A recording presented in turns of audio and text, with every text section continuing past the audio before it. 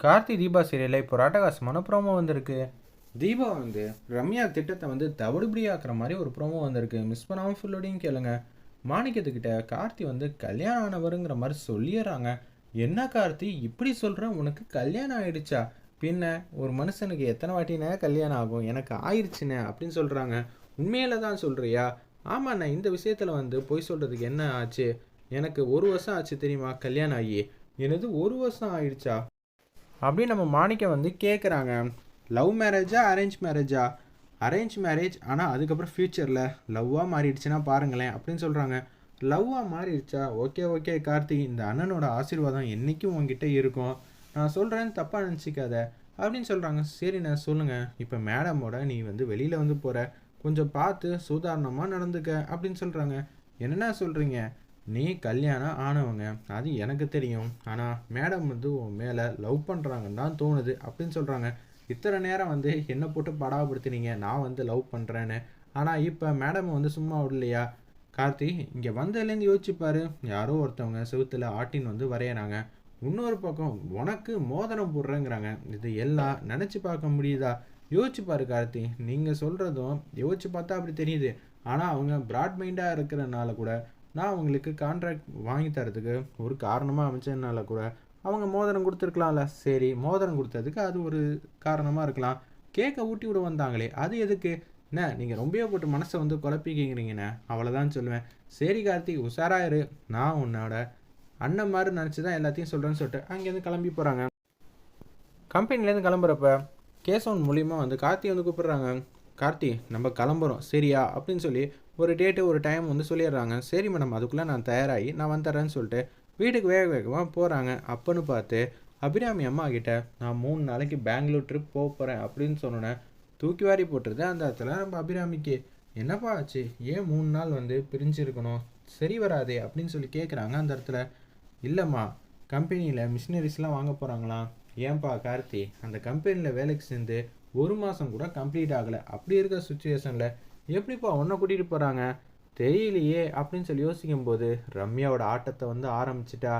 Okay okay, அப்போனா கார்த்தியும் ரம்யாவும் love பண்ணுற மாதிரி தான் வரப்போகிறான் போல் இருக்குங்கிற மாதிரி யோசிக்கிறாங்க. ஆல்ரெடி வந்து ஆனந்து பெங்களூர் போகிறேன்னு சொல்லி தான் வந்து ரியாவை கூட்டிகிட்டு வந்துட்டான் அப்படின்னு சொல்லி யோசிக்கிறாங்க. அந்த இடத்துல நம்ம அபிராமி அம்மா, இவன் எதுக்கு போகிறான், யாரு கூட போகிறேன்னொன்னே ஓனரும் வராங்க அப்படின்னு சொல்லிடுறாங்க. அந்த இடத்துல வேறு யாரெல்லாம் வராங்க, சில பல இன்ஜினியர்லாம் வராங்க அப்படின்னு சொல்கிறாங்க. நம்ம கார்த்தி ஓகே அப்படின்னு சொல்லும்போது இது தீபாவுக்கு சுத்தமாக வந்து பிடிக்கவே இல்லை. ஆல்ரெடி வந்து என் புருஷனுக்கு யதார்த்தமாக வந்து கர்ச்சிப்பு வந்து கையில் வந்து கட்டி விட்டா, அதுக்கப்புறம் இவர் வந்து அவங்களுக்கு சட்டையை கொடுக்குற மாதிரி சூழ்நிலை வந்து வந்துருச்சு. இப்போ என்னடா 2 பேரும் ஒத்துமையாக வந்து பெங்களூர் போகிறேங்கிறாங்க.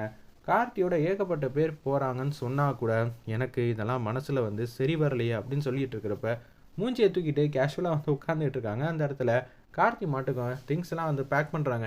என்னங்க, எனக்கு ஒன்றும் புரியல, எப்போதும் ஹஸ்பண்ட் எல்லாம் வெளியூர்லாம் போனால் ஒய்ஃப்லாம் வந்து ரொம்ப சந்தோஷப்பட்டுட்டு திங்ஸ்லாம் பேக் பண்ணி கொடுப்பாங்களாமே, நான் கேள்விப்பட்டிருக்கேன், என் வாழ்க்கையில் அது மாதிரி நடக்காதா அப்படின்னு சொல்லி கார்த்தி வந்து செம்மையாக கலாய்க்கிறாங்க.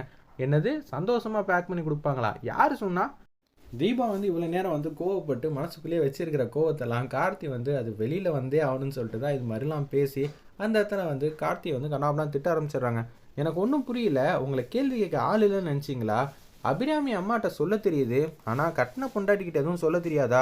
பெங்களூர் போகிறீங்களாமே, அதுவும் 3 நாளைக்கு தனியாக இருக்க போகிறீங்களாமே, என்ன சங்கதி அப்படின்னு சொல்லி கேட்குறாங்க.